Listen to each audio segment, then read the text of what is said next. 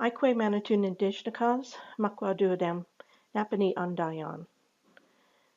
This is the story of Paapaase, the woodpecker, who became the children's medicine. In the beginning of time, animals and mankind spoke the same language. But over the years, over the eons of time, they forgot that they were of the same species, and they concentrated on their differences, and they grew apart, and they forgot they had a common language. Now, on a particular day, there was a lot of activity in the village. The young people forgot that they had the duty of taking care of the little ones, and a brother and sister wandered away from the village and became lost in the woods. By the afternoon, they were tired and hungry, so they crawled into a hollow log and fell asleep. The forest animals watched over them, and in the forest was Makwa the bear, Mahingan the wolf, and Paapaase the woodpecker. Now Makwa thought because he was big and strong and brave, he should be the one to go to the village and bring the parents back to rescue the children. But he forgot he could no longer speak their language. And when he stood on his long hind legs and spoke to them and gestured to the adults to follow him, all they saw was a huge black bear and his long claws and his roaring voice.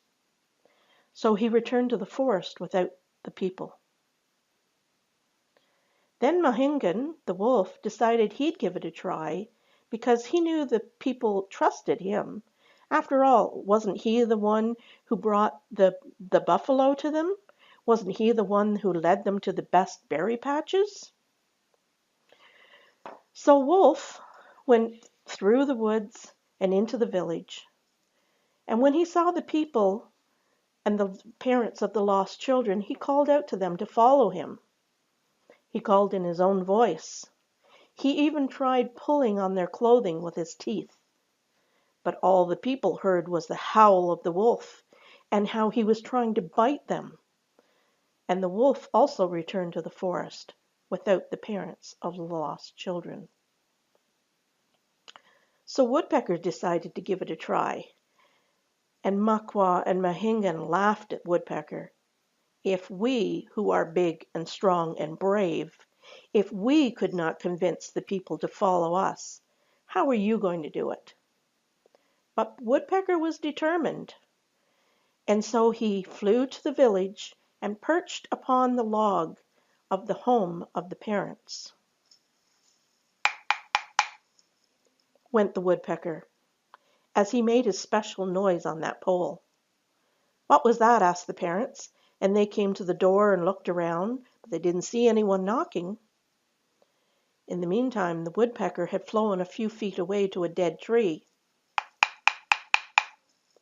This time the parents came out and looked around. They still didn't see anything, but a little farther away they could hear it again. And each time the parents got close, the woodpecker would fly a little further away until he had led them into the clearing of the forest where the children were sleeping. Then he flew to the hollow log and finally tapped really loud. This woke the children, and they climbed out of the hollow log just as the parents came into the clearing. The parents gathered them up in their arms and carried them home, where they had a huge celebration and sang songs to thank the woodpecker, Paapaase, because he had helped rescue the little children. Konigania.